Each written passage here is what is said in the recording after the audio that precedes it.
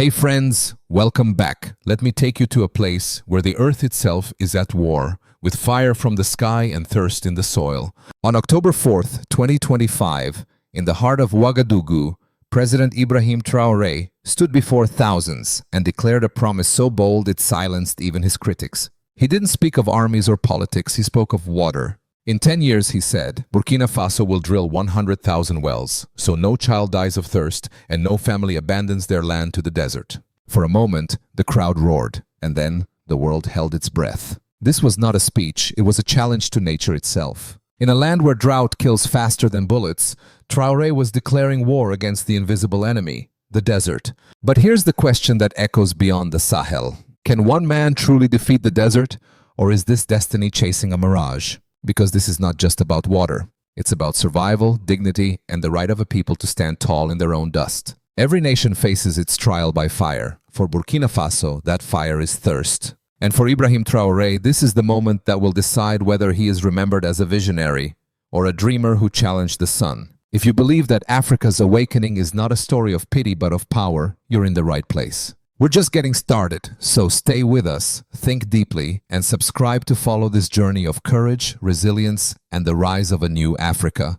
When President Ibrahim Traoré announced the 100,000 wells project, he wasn't just unveiling an infrastructure plan, he was declaring a war for survival. The Sahel, stretching across Africa like a scar from east to west, has long been the world's front line against climate collapse. In this unforgiving land, where rain falls like broken promises, water is not a resource, it is destiny. Traoré's plan was as audacious as it was simple. 10,000 wells in the first 3 years, powered by solar pumps, starting in the regions of Haute-Bassin, Cascades, and the Sahel belt. Each well would serve between 500 and 800 people, sustaining both families and farmland. The initial budget, $150 million, drawn not from foreign donors, but from reallocated military and infrastructure funds. For the young captain who became president, this was not just policy, it was personal. He once said, "If we can spend billions on weapons to fight each other, we can spend millions to bring life back to our soil."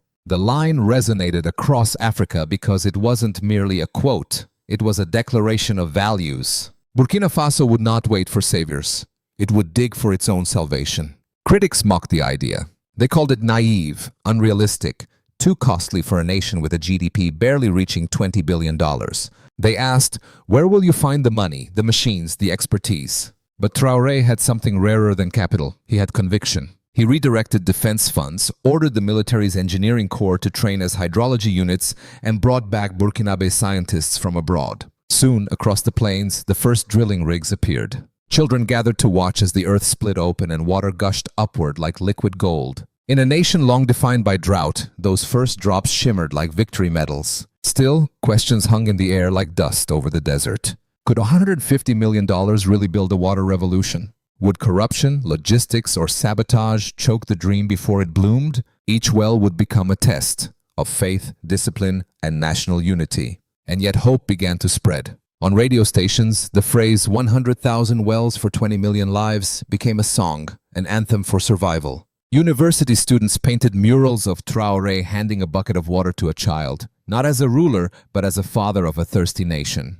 But beyond the celebration lay a deeper message. The war for water is not fought with bullets, but with belief. Each well dug is not only a source of water, it's a symbol of sovereignty. Because when a nation digs its own wells, it buries its dependence. So let me ask you, as you watch this story unfold from wherever you are in the world, would you have chosen to fight drought before war? Or would you have waited for the world to care first? Now let's connect across oceans and generations. Tell us where you're watching from. Your comment isn't just a location, it's a thread in a growing global fabric showing that this message of hope is reaching far beyond Africa's borders. Together we remind the world, courage is not measured in weapons, but in the wells we build for our children.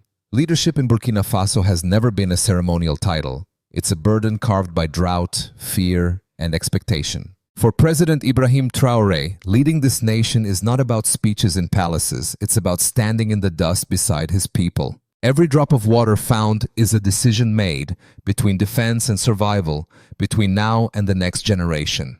When Traoré redirected military budgets toward drilling wells, he did something few leaders dare.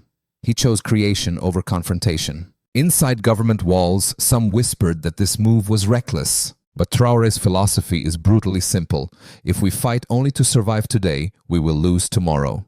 To him, leadership means choosing what others fear to attempt. To rebuild faith, not just structures. He personally visits villages, drinks from the same buckets, and listens to mothers who walk miles for water. In those quiet moments, far from cameras, he repeats one line to his team. A leader does not give hope, he carries it. And yet every hope carried also weighs him down. Because if this project fails, it's not just the wells that will dry, it's trust itself. So let me ask you, do you think true leadership is measured by power or by the courage to share the people's pain? Share your thoughts below. Tell us in one word, what defines a real leader to you? Perhaps your word is dignity. When the first wells began to flow, the air in Burkina Faso shifted. In the dusty towns of the Sahel belt, crowds gathered not for protest, but for celebration. For a brief moment, people believed that the earth had finally listened. Farmers knelt beside the streams of new water, some crying, others laughing in disbelief. But as joy spread, so did tension. Radio hosts debated whether this was a miracle or a mirage. Opposition leaders accused Traoré of chasing glory with public money. International analysts warned that such optimism could evaporate faster than the wells themselves. Across Europe, diplomats whispered, if he succeeds, others will follow. And in Western capitals, policy rooms filled with unease. Because Traoré's revolution was not just about water, it was about independence. If Burkina Faso could fund itself, dig for itself, and thrive without Western aid, it would rewrite the rules of African dependency. That fear, quiet but real, became the backdrop of every foreign headline. And yet, on the streets of Ouagadougou, posters appeared. 100,000 wells, 20 million lives. Students called it the second independence. But beneath the applause, a question lingered. Would the same people celebrating today still believe when the money runs low, when pumps break, when the desert pushes back? As one local elder said on national radio, water can unite a people, but it can also divide them if it runs dry. And that is the razor's edge Traoré now walks upon, between vision and vulnerability, between nationhood and necessity. So let me ask you, do you think hope is strongest when it's proven or when it's tested? Share your view in the comments. And if one word captures what you feel about this story, let it be resilience. Every revolution begins with a dream, but dreams alone cannot move machines. Beneath the fiery speeches and cheering crowds, the reality of Traoré's 100,000 wells project is a battlefield of obstacles. The first and greatest enemy, depth. In much of the Sahel, groundwater lies buried between 80 and 120 meters deep, sometimes more. Each well costs thousands to drill, and many collapse before water is even found. Solar pumps require constant maintenance, and spare parts are scarce in remote villages. Then comes the second enemy, time. The Sahel's climate grows harsher each year. As wells are built, others dry up. Rainfall becomes unpredictable. Floods one month, dust storms the next. Even the most carefully planned projects can be undone by a single season of nature's wrath. And finally, there is the unseen enemy, corruption. History has left scars. Funds meant for infrastructure once vanished into private accounts. People ask, will these wells truly serve the poor or only those in power? Trust, not water, may be the rarest resource in Burkina Faso. But Traoré's allies insist the struggle itself is proof of progress. Each obstacle forces new innovation. Local engineering schools now teach solar hydraulics. Villagers learn to maintain their own pumps. Step by step, the project is transforming not just the land, but the people. Still, the stakes remain brutal. A single scandal, a failed phase, a broken promise, and the desert will claim victory. So I'll ask you again, is resilience born from success or from surviving failure? If you believe this message of courage deserves to be heard, give this video a like. Not as applause, but as a quiet salute to those who keep digging, even when the world doubts them. Every drop of water changes more than soil. It changes power.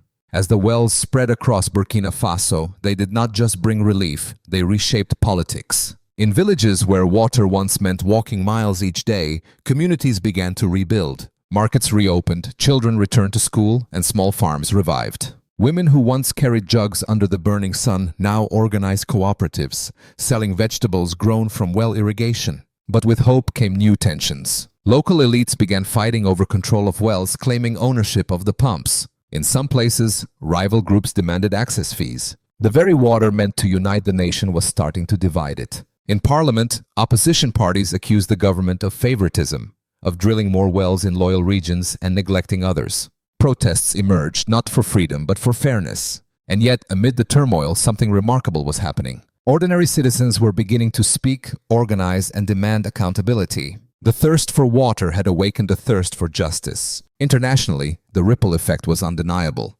Mali and Niger began drafting their own well independence plans. African journalists spoke of a new ideology: development without permission. For the first time in decades, the Sahel was being defined not by crisis, but by creation. Still, the question remained: would this movement cement Traoré as the father of a new African renaissance, or as the man who opened the floodgates of division? Because every well that brings life can also stir conflict. And leadership, like water, must flow carefully, or it floods everything it touches. So tonight, wherever you are, pause for a moment. Bless Africa.